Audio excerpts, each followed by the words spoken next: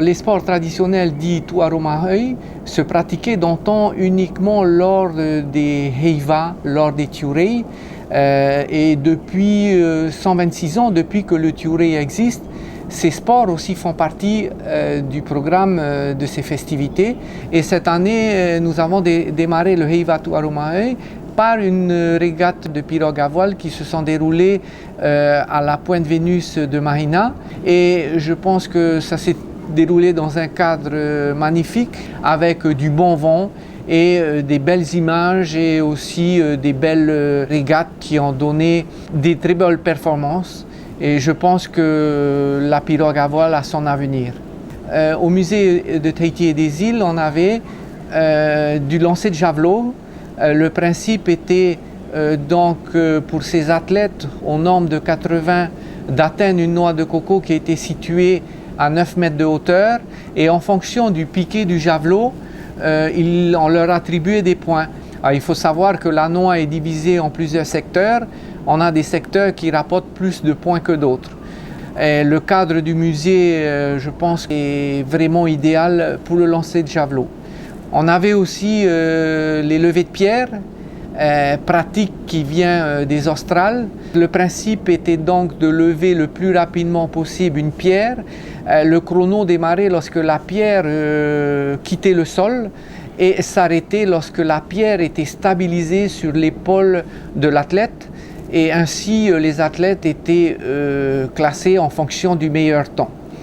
Alors, au niveau du grimpé au cocotier, c'est une discipline qu'on souhaite vraiment remettre d'actualité puisqu'elle se pratique dans le Pacifique par bon nombre de pays du Pacifique Sud, et notre objectif aussi est à un moment ou à un autre de faire rencontrer ces athlètes du Pacifique Sud. On a mis aussi au programme le décortiquage de coco, discipline aussi qui se pratiquait d'antan et qu'on a voulu réactualiser parce qu'elle est spectaculaire.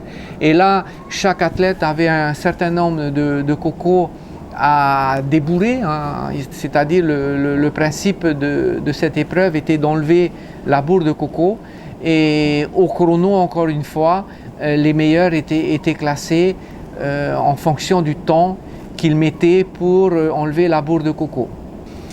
Ensuite, on avait l'activité copra.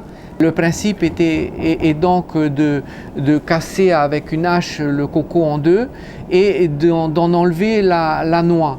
Et le classement était déterminé en fonction de l'équipe ou de l'individu le plus rapide à enlever la pulpe de coco, à ramasser tout ce qui traînait dans son environnement et à mettre ça en sac. Les courses de porteurs de fruits, c'est une charge qui va de 15 kg pour les vahinés, de 20 kg pour les jeunes de 16 à 19 ans, et on a la catégorie Tuhau qui est une catégorie pour hommes ou femmes, mais en général on n'a que des hommes, de 30 kg, et enfin nous avons les Heito avec une charge de 50 kg. Au départ de la course, nous prenons le poids des charges, et à l'arrivée, les poids des charges sont repesés, et en fonction de la perte, des pénalités sont données. Dans l'ensemble, le Heiva Tuarumahai 2008 s'est très bien passé puisque il y a eu une affluence très, très importante du public qui est venu soutenir et apprécier ces sports traditionnels. Et je crois que ce qui est important, c'est que vivent ces sports traditionnels, vivent cette culture, et à travers tout ça qu'on puisse exprimer la joie de vivre, la joie de se rencontrer par le biais